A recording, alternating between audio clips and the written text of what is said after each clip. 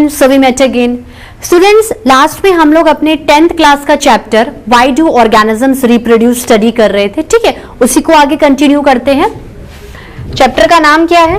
Why do organisms reproduce.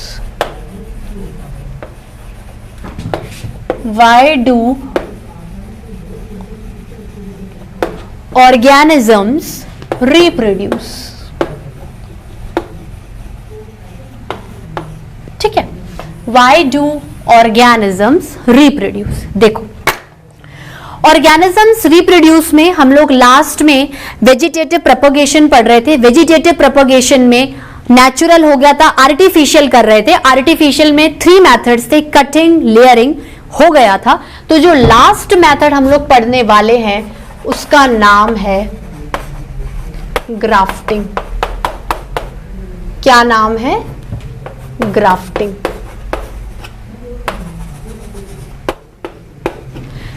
Grafting का मतलब क्या है? कोई नई चीज पैदा करो नई वैरायटी में। नई चीज तो हर प्रोसीजर रिप्रोडक्शन में पैदा हो रही है, लेकिन आपको क्या है? न्यू वैरायटी चाहिए। वैरायटी मतलब मिक्सचर ऑफ कैरेक्टर्स, वैरायटी मतलब मिक्सचर ऑफ कैरेक्टर। जैसे कोई 2 प्लांट ले लो, इसमें क्या है? आपको 2 प्लांट लेने पड़ेंगे, क्योंकि अगर आपको वैरायटी क्रिएट करनी है तो आपको एक से ज्यादा ऑर्गेनिज्म की जरूरत है, ठीक है। तो इसमें क्या है? जैसे आपने 2 प्लांट लिए, एक प्लांट में आपके पास शूट सिस्टम काफी वेरी मच डेवलप्ड है, मतलब शूट सुपीरियर है, ठीक है। रूट्स छोटी छोटी हैं, उनका एंकरेज सॉइल के साथ उनकी पकड़ इतनी अच्छी नहीं है, वो इतनी लंबी भी नहीं है। Hope they are not getting all the proper nutrients from the soil what actually roots want.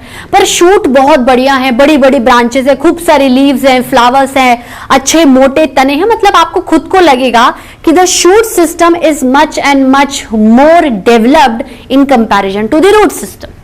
Fine students, अब आप दूसरे प्लांट को ले लो।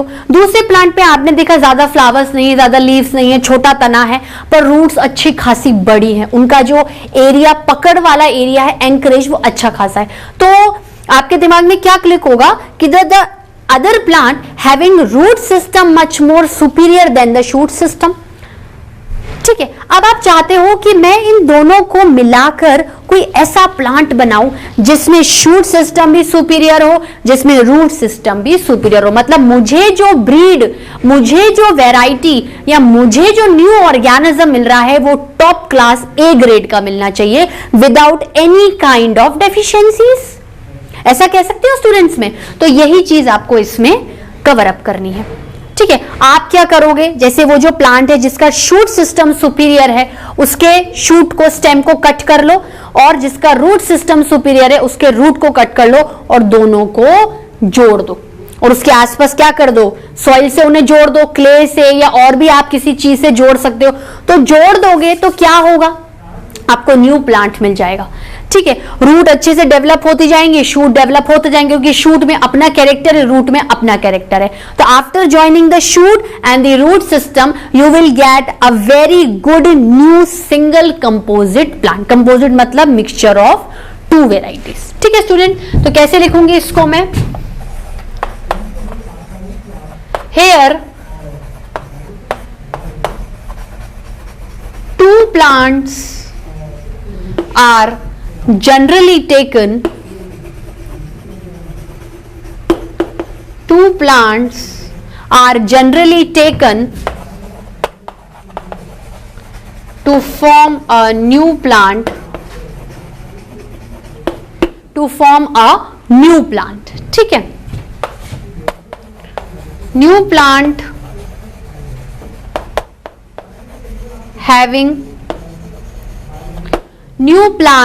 having characters of both the parent plant, ऐसा बोल सकती हूं। मेल एंड फीमेल का झंझट नहीं, क्योंकि गैमेट नहीं है, तो ऐसा कुछ नहीं है कि भाई ये मेल है या फीमेल प्लांट है। सिंपल प्लांट लिया है फ्रॉम द पेरेंट प्लांट। 2 हैं तो पेरेंट प्लांट्स, ठीक है। सपोज ये एक प्लांट है जिसके रूट सिस्टम बहुत सुपीरियर है और शूट इतना नहीं है,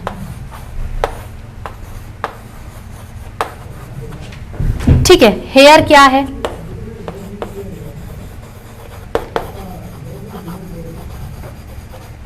रूट सिस्टम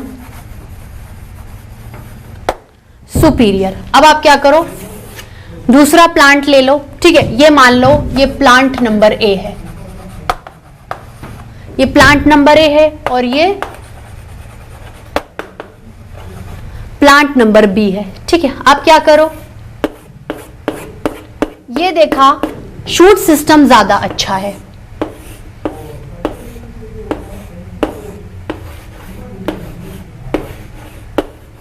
ठीक है।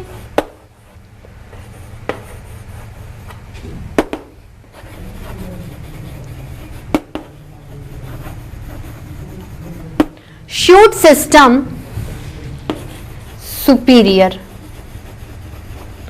Shoot system superior. तो न्यू प्लांट बनाने के लिए क्या करो, इसका कोई एक हिस्सा एज अ ग्राफ्ट उठा लो, इसका कोई एक हिस्सा एज अ ग्राफ्ट उठा लो, दोनों को जोड़ दो, दोनों को जोड़ दो। The procedure called as grafting. ठीक है, क्या करोगे, आपको ये स्टेम वाला पार्ट चाहिए और यहां पर आपको रूट वाला पार्ट चाहिए। नाउ जॉइन इट, ग्राफ्ट कर दो इनको।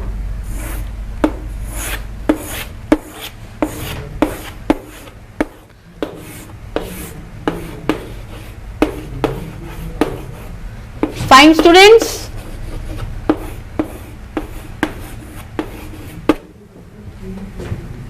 अब क्या होगा, hair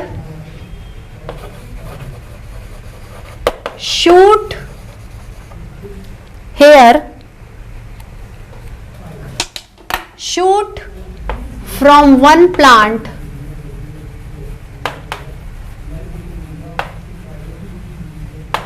and root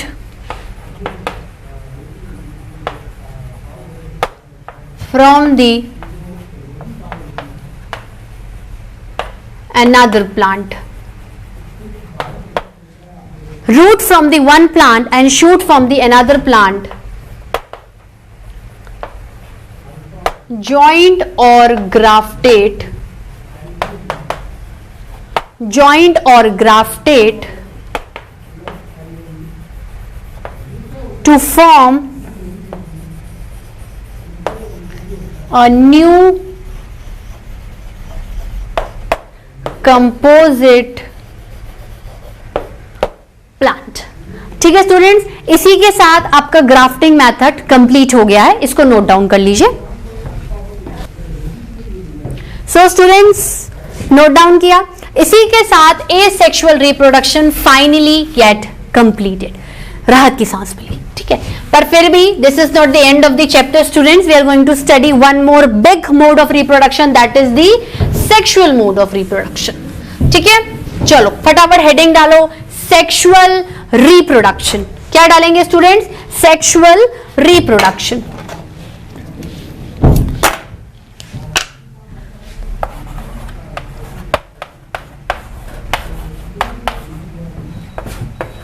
sexual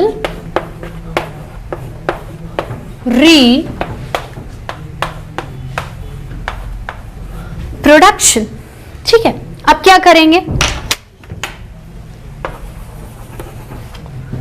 sexual reproduction का मतलब क्या है, ये one more mode of reproduction है। चलो गुड, समझ में आया। पहली लाइन लिखेंगे, जैसे जैसे समझते जाएंगे वैसे वैसे लिखते जाएंगे।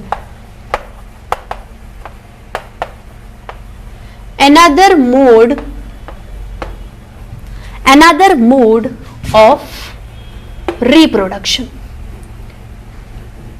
ये क्या फर्क में आते हैं एसेक्सुअल रिप्रोडक्शन के कंपैरिजन में। एसेक्सुअल में सिर्फ एक ऑर्गेनिज्म का पार्टिसिपेशन चाहिए होता है, यहां पर हमें दो ऑर्गेनिजम्स का पार्टिसिपेशन चाहिए। दोनों ऑर्गेनिज्म कैसे होने चाहिए, अपोजिट होने चाहिए। ओके फाइन, इतना भी समझ में आ जाएगा। अब इसका मतलब क्या है, क्यों दो ऑर्गेनिजम्स पार्टिसिपेट हो, क्योंकि दोनों ऑर्गेनिजम्स अपने अंदर गैमीट्स का प्रोडक्शन करेंगे। और इस सेक्सुअल रिप्रोडक्शन में गैमीट्स को सेक्स सेल्स भी बोला जाता है। मतलब अगर दो अपोजिट ऑर्गेनिजम्स आप ले रहे हो, one is male and the another one is female, male की बॉडी मेल गैमीट या मेल सेक्स सेल प्रोड्यूस करेगी और फीमेल की बॉडी फीमेल गैमीट या फीमेल सेक्स सेल प्रोड्यूस करेगी। दोनों की मिक्सिंग और फ्यूजन होगा, दोनों की मिक्सिंग और फ्यूजन होगा। उधर कोई गैमीट का फॉर्मेशन नहीं है, कोई दो ऑर्गेनिज्म नहीं है, कोई फॉर्मेशन नहीं है, कोई फ्यूजन का क्वेश्चन ही नहीं है। लेकिन यहां पर you have two organisms, they are forming gametes, they are fusing gametes, they are mixing with each other. That's why in comparison to asexual reproduction it is called as amphimixis. Asexual को apomixis बोलते हैं। Apo मतलब without any kind of mixing, and in amphimixis it is mandatory to mix the gametes which is produced by the respective male parent body and the female parent body। ठीक है, बात समझ में आई? आगे लिखते हैं। Here यहां पर दो ऑर्गेनिजम्स की जरूरत पड़ती है, मतलब एक पापा की जरूरत है, एक मम्मी की जरूरत है। सिंपल भाषा में आप ये समझ सकते हो। ठीक है, two organisms are participated, two organisms are participated। ठीक है, here both the organisms are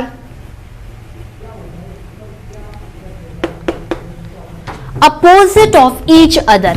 अब ये अपोजिट भी क्यों होते हैं? इनके गैमीट्स के फॉर्मेशन की वजह से। Male organism male gamete produce करता है तो वो अलग किस्म से दिखता है, और female body female gamete produce करती है तो वो बिल्कुल अलग दिखती है। मेल गैमीट भी अलग दिखेगा, फीमेल गैमीट भी अलग दिखेगा, और इसकी वजह से, इन गैमीट्स की वजह से या आपके रिप्रोडक्शन की वजह से, सेक्सुअली रिप्रोडक्शन की वजह से आपकी बॉडी में कुछ ऐसे चेंजेस भी आते हैं जिसकी वजह से आप इजीली मेल और फीमेल को पहचान सकते हो कि ये लड़का है और ये लड़की है। ठीक है, organisms are opposite to each other. अब क्या करेंगे? Organisms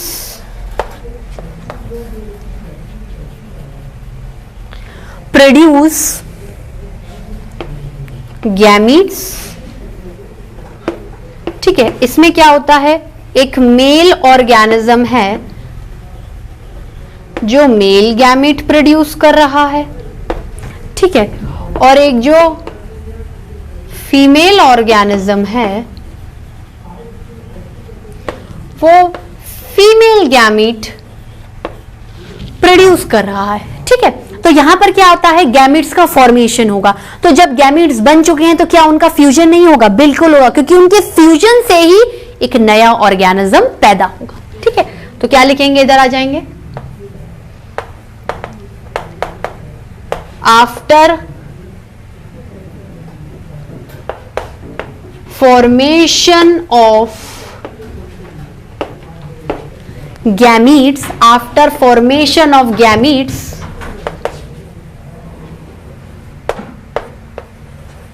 fusion of gametes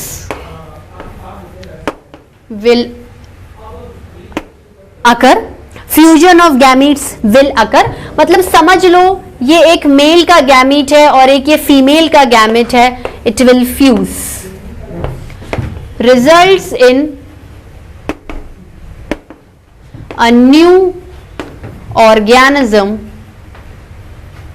results in a new organism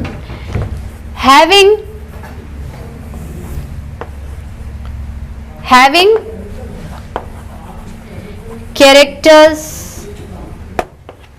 or features or traits of both the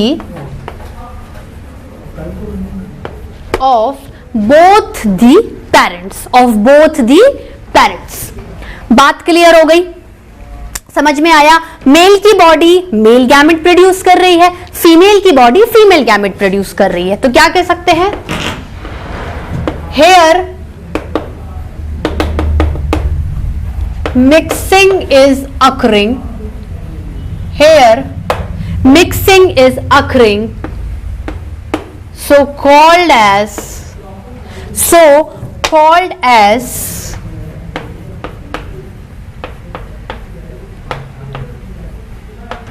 amphi mixes, so called as amphi mixes.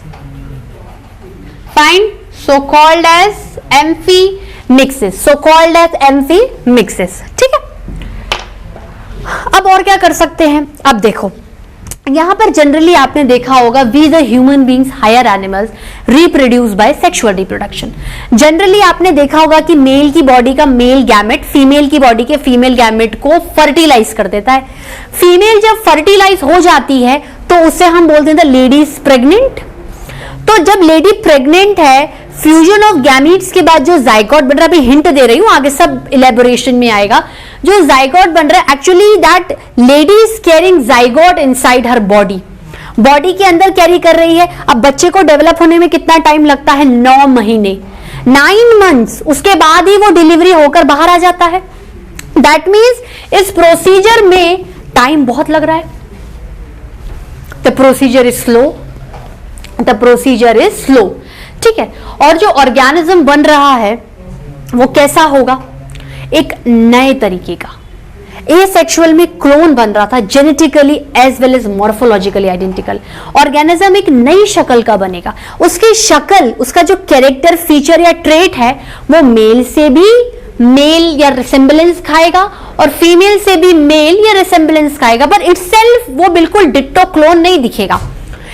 ये तो दोनों की मिक्सिंग से है इसलिए थोड़ा नयापन दिख रहा है. पर एक चीज और भी है कि देखो आपका जो न्यू ऑर्गेनिज्म है उसने मदर और फादर, मेल पेरेंट और फीमेल पेरेंट से कुछ कैरेक्टर इनहेरिट किए, तो वैसे मिक्सिंग हो गई. तो मिक्सिंग की वजह से क्या है?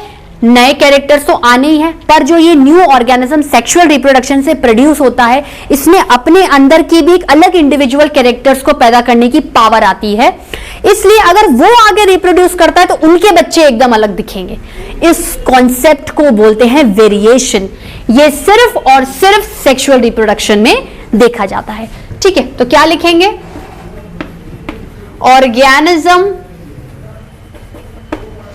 organism produce is not identical to the parent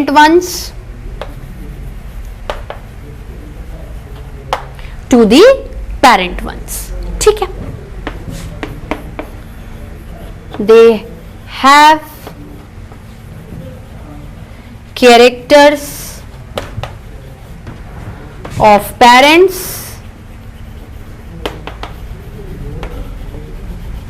as well as their own, ऊपर लिख रही हूं, their own new characters also, own new characters also. ठीक है, नोट डाउन कर लीजिए. So students, have you noted down? Fine. अब क्या करते हैं, आगे देखते हैं. देखो ये तो क्या था, आपने इंट्रोडक्टरी पार्ट पढ़ा. अच्छा मुझे एक बात बताओ, सेक्सुअल रिप्रोडक्शन के एसेक्सुअल के ऊपर क्या क्या बेनिफिट्स हैं? देखो सेक्सुअल रिप्रोडक्शन में जो ऑर्गेनिज्म बन रहा है वो अपने में यूनिक है, भले रिसेम्बलेंस है लेकिन खुद के न्यू कैरेक्टर्स की वजह से अपने में यूनिक है. ठीक है, दूसरी बात स्पीशीज में एक न्यूनेस क्रिएट हो रही है, स्पीशीज का सर्वाइवल चल रहा है, एक्सटिंक्शन नहीं होगा. और न्यू कैरेक्टर्स की वजह से जो स्पीशीज पैदा होती हैं सेक्सुअल रिप्रोडक्शन से, उनमें ज्यादा सर्वाइवल की कैपेसिटी और कैपेबिलिटी होती है, वो हर एनवायरनमेंट में अपने आप को एडजस्ट कर लेती है. ठीक है, तो क्या लिख सकते हैं हम लोग?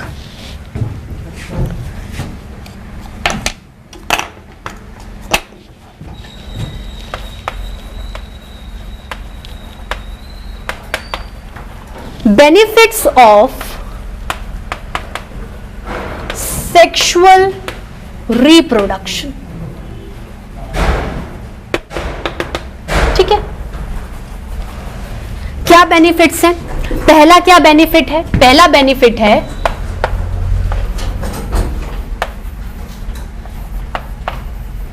New type of organisms are produced. Types of organisms are produced. फिर दूसरा क्या है? each organism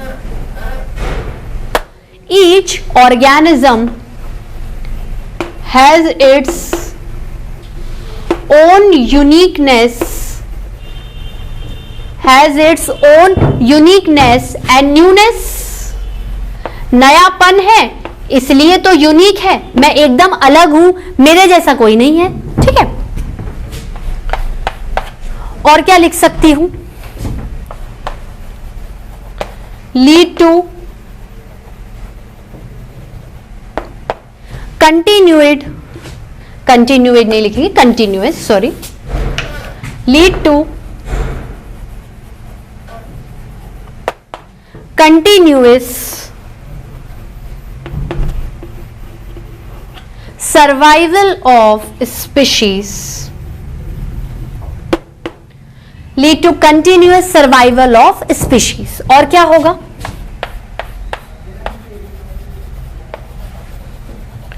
new characters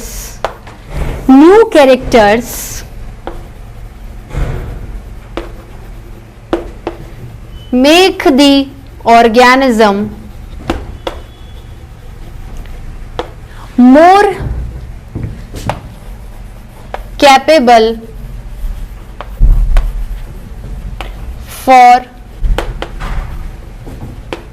adjustment। ठीक है स्टूडेंट्स, बात क्लियर हुई? अब देखो, अब हमें एक्चुअली पढ़ना क्या है। देखो, हम ऐसा कह सकते हैं कि अगर ये सारे ऑर्गेनिजम्स की बात करूं, ठीक है, कौन से ऑर्गेनिज्म सेक्सुअल रिप्रोडक्शन में पार्टिसिपेट करेंगे? देखो, हम लोगों ने अगर पूरे किंगडम की बात करें तो Whittaker classified the organisms into major 5 kingdom: monera, protista, fungi, plantae and animalia. तो जो मोनेरा, प्रोटिस्टा है, ये तो बहुत ज्यादा यूनिसेल्युलर ऑर्गेनिजम्स की कैटेगरी आ गई, asexual. In fungi you have multicellular organisms also. तो फंजाई में क्या है? कुछ एसेक्सुअल एंड कुछ sexual. Then we come to plants. We have lower plants and higher plants. Some having simple body organization, simple size, shape, structure and design. Complex में वही चीज complex हो जाएगी। तो plants में भी क्या है? The lower plants perform asexual reproduction, but the higher plants will move on towards the sexual reproduction. फिर हम एनिमल्स पे आते हैं। एनिमल्स में generally all animals including some of the exceptions, generally सारे जो जानवर हैं, सारे एनिमल्स हैं, कुछ को एक्सेप्शंस में डालकर सब सेक्सुअल रिप्रोडक्शन फॉलो कर दें। तो let's write this point. Organisms who perform sexual reproduction who perform sexual reproduction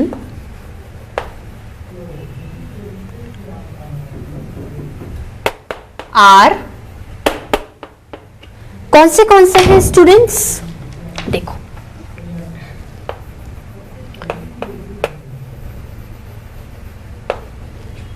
plants, higher plants,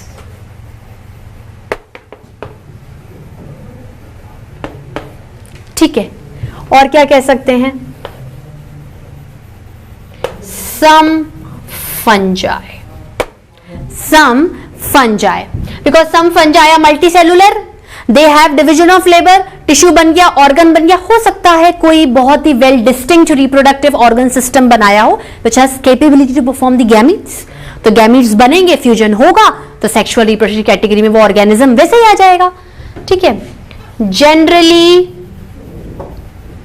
explicitly mention the term generally generally all animals.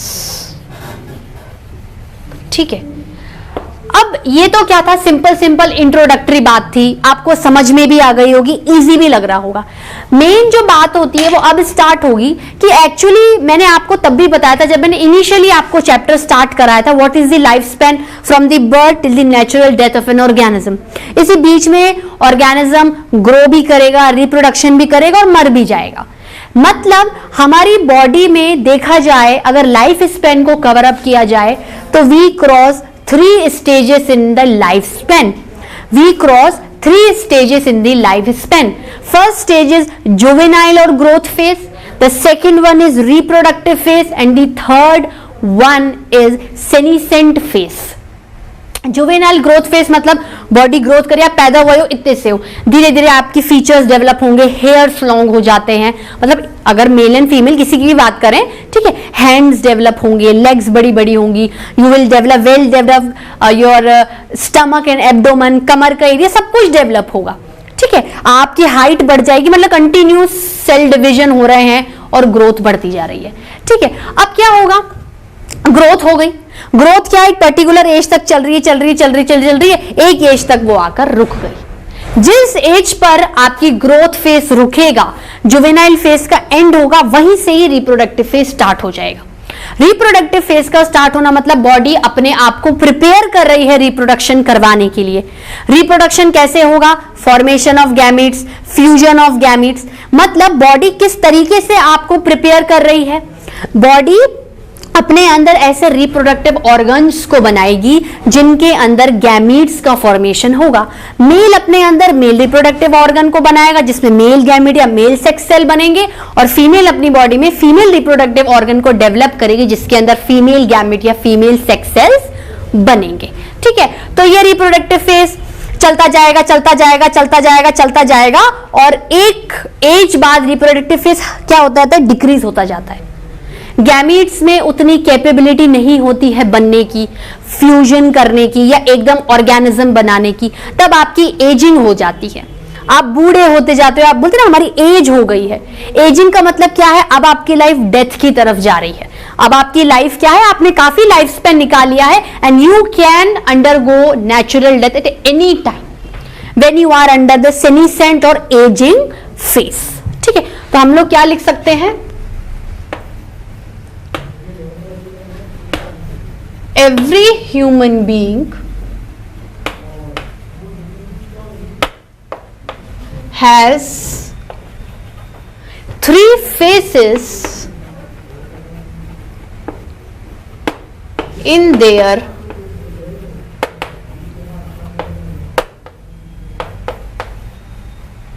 Life span. क्या क्या होती हैं वो 3 फेसेस, देखो स्टूडेंट्स, पहली होगी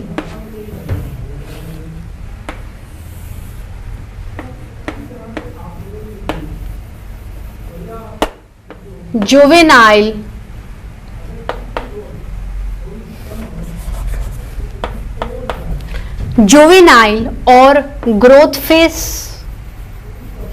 ठीक है स्टूडेंट्स, दूसरा होगा रिप्रोडक्टिव फेज। हमारा ये जो सेक्सुअल रिप्रोडक्शन है इसकी कहानी कौन से फेज के इर्द गिर्द घूमेगी, रिप्रोडक्टिव फेज।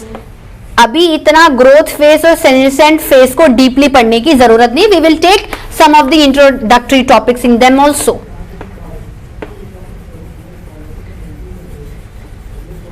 सेनेसेंट फेज, ठीक है, डील किस पे करना है, इस पर।